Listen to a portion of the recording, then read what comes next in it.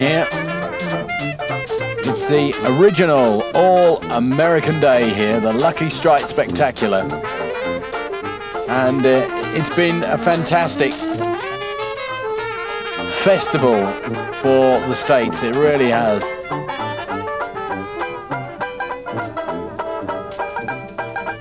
And you can see there were all the bikes here and anything to do with Americana, jukeboxes and the works. A big fair and rock and roll music, a lot of classic cars.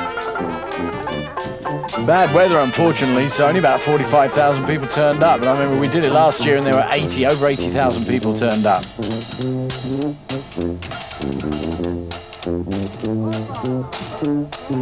So, some of the cars really bring back some memories, they really do. And we're going to get a chance to look at some streetcar drag racing, and we have a look here at the qualification rounds for the Ultimate Streets. And here we see some lovely cars. They have to, the whole thing is, it's a 200-meter long straight. Hey, chicken or what?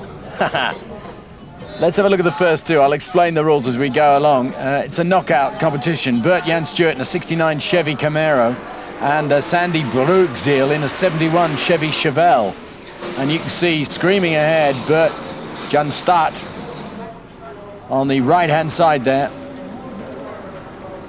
And we get a chance to see the times. There we go, 7.604 for Bert-Jan Stewart, 9.932. Moving right on to the Pontiac Firebird there on the right, the Chevy Bel Air, old 57 Bel Air. And it's absolutely pounding down there. And Eric wins it in 8.417, and Ronald only gets 9.159.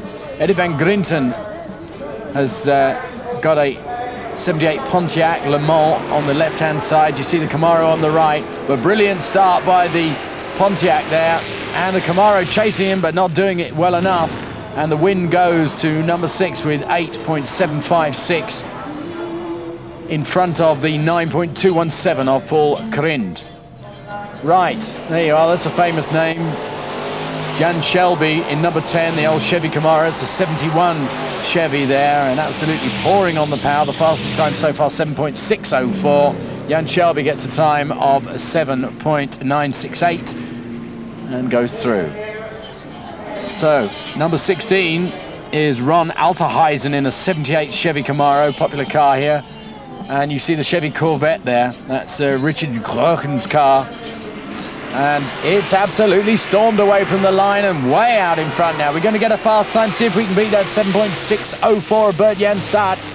Wow, really late on the power. But I think it was 7.753, so about a tenth of a second difference. But why he looked so far ahead was because Louis van Aukerter was going backwards, I think, there probably. Right, a couple of pickups here. On the far side, yes, you don't rub your eyes, that is a Lada, but it's got a Ford V8 engine in it. The Lada on the far side. This side, a 76 Chevy El Camino, driven by Ronald Blaser. And don't ask me, but look at the smoke pouring off the tyres of that Lada. Extraordinary. He's having trouble hanging on to it, mind you. Road holding has never been a great point on Ladas, no matter what sort of engines they've got under the bonnet. So the Chevy El Camino pickup takes an 8.501 win against the Lada's 10.705. Right, now then, there's a Gremlin. Is 65 on the far side, an old AMC Gremlin, and then the Chevy Corvette on our side. The Chevy Corvette in absolutely perfect condition, number 31, and you can't even see the Gremlin. Look, there it is. Well, once again, one was very slow and the other was moderately fast. No one's got anywhere near the 7.604 of Bert-Jan Stewart. We do have a 7.7 from Richard Groen in the Chevy Corvette.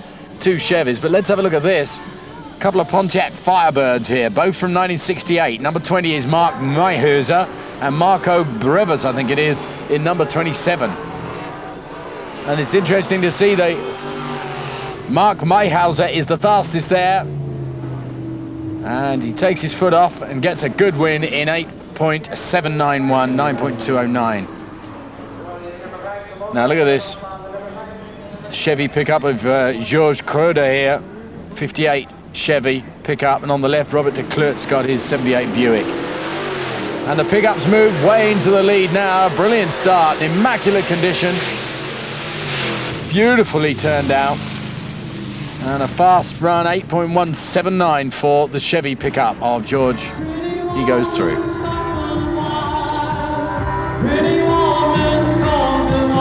Okay, we're on to the quarterfinals now. You'll recognize these cars because you just saw them all going through the qualifyings, or most of them anyway. So Bert-Jan Start got the fastest time, first time out of 7.604. He's at number 7 in the 69 Chevy Camaro. And you can see it's another brilliant win for Bert-Jan Start. And look at that time, 7.944. Not quite as fast as his first run, but not too bad at all. And the big Pontiac Le Mans. So now then, Rob Guerin had 8.4 last time out in the Chevy Corvette, the 65 Chevy Corvette. But he's up against Richard Groen now in another Chevy Corvette from 78. And he had 7.6 first time out. So it'll be interesting to see whether he can do it. And he's not going to do it. Well, 7.283 for Rob Guerin that time out, and car 31 goes through. Brilliant stuff. Number 20 is Mark Heisen in the Pontiac Firebird, and he's up against Ron Van Lett this time round. And this is an amazing vehicle. Not that one, not the Pontiac Firebird. The other one that looks like a Rover is a 1985 British Rover, but it's got a Chevy V8 engine in it, and it storms away from the line. A brilliant start by Ron Van Lett's Rover, and it absolutely creams down there. It's going to be a fast time across the 200 meters, and it is 7.7 seconds. So the fastest so far today is 7.2, and that's Rob Guerin. Now then, we move back to Kroonde in the pickup, and he's up against Robert Cooper in the Chevy Chevelle, and the pickup went really well first time. He got a good start, but the Chevy Chevelle has just blasted him on the line, and a brilliant win by Robert Cooper, timed it absolutely perfectly. And this man's burning rubber. It's one of the local characters. So as we move into the semi-finals, we've got Bert Start up against Rob Guerin. And then we've got Ron Van Lett up against Robert Cooper. So we've got the 69 Chevy Camaro and the 1965 Chevy Corvette. We're starting off with the other one first. Right, so we've got the Rover on your left of your screen and the Chevy Chevelle on the right of your screen with Robert Cooper. 7 litres under the bonnet there, and the Rover with the Chevy V8 under there absolutely powers across the line again, and another brilliant win for Ron Van Lett in 7.782. But it was a close one. So the 7 litres of the Chevy Chevelle didn't really do it, but let's see how we get on with these Camaro and the Corvette. Just warming up the tyres and getting himself ready for this one. He needs it, he wants it. So the Camaro and the Corvette, which one's going to get it? Looks as if the Corvette's got a much better start at this stage, and he's really laying down the power. That was virtually, he creamed it down there in 7.435, still not as fast, but it just shows what he can do when he tries. It was 7.283 was his last run, 7.485. He just does enough to win it, and he's very pleased with that and goes through into the big final. Now, we were talking about them being street. They have to be insured, they have to have their original license plates. And that means they have to be able to be driven on the roads in street specification. Right, so here's the big final, and they're away. It's the Rover against the big Chevy Corvette. Both Chevy powered, of course, and my word, no contest. Where does he find that extra power from? Rob Guerin powers across in 7.175, and that wasn't a bad run, you know. The 355 cubic inch Chevy engine in the Rover still produced a 7.799, and he got a good start.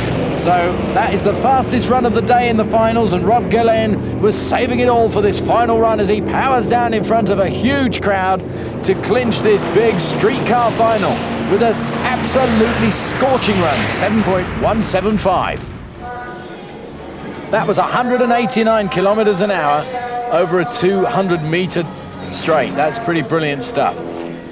So everyone turning out here, fitting in with the old spirit of everything. 45,000, as I said, turned out, and very successful. Great.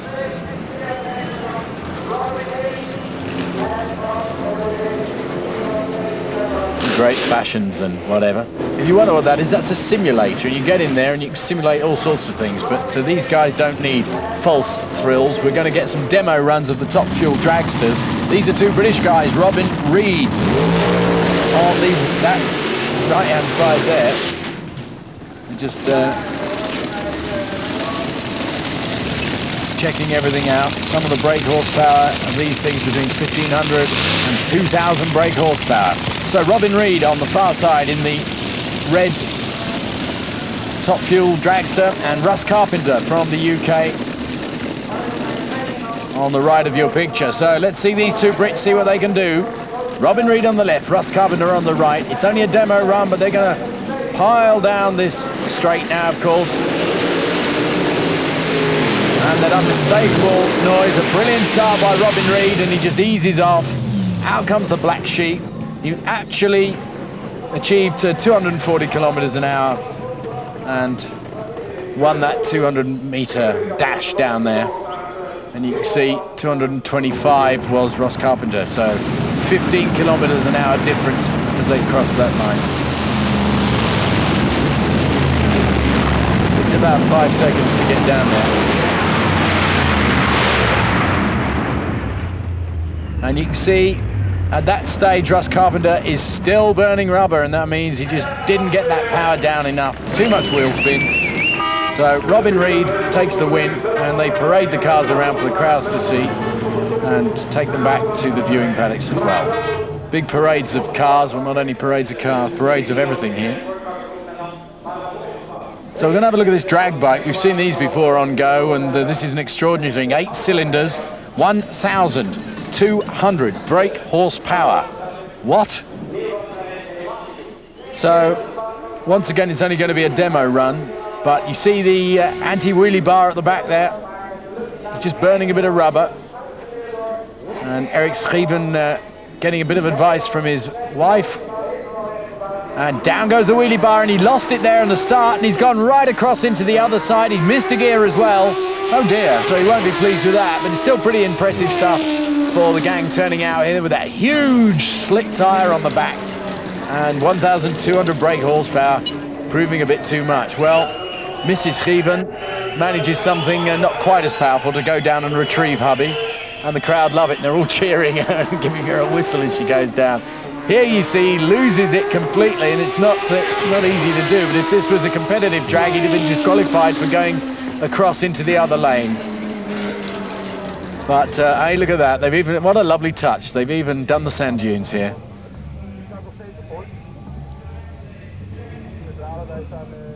Have a look at this. This is a 71 Chevrolet Camaro, and it's got a normal road car body, but it's an official street car racer, but it's got some fairly highly modified stuff under the bonnet, I can tell you.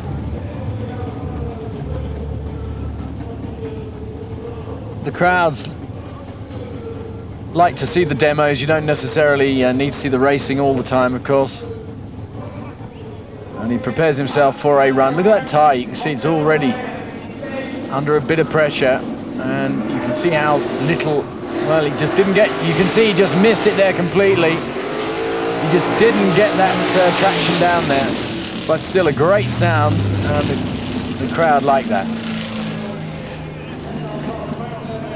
7.5 seconds, just under 200 k's an hour.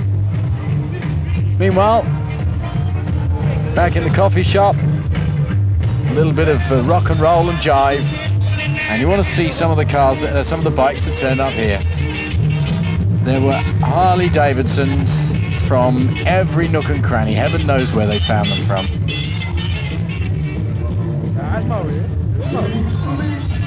You can see new ones, old ones, lovingly restored ones, and ones that are just being used for everyday life. Brilliant, and some great graphics. I love those airbrush graphics as well. Almost looks like Daytona Speedway, doesn't it? Look at them lined up there. Trikes as well. So, I don't know, the hamburgers, the popcorn, the Big Third, Lucky Strike, All-American Sunday proved to be a huge success.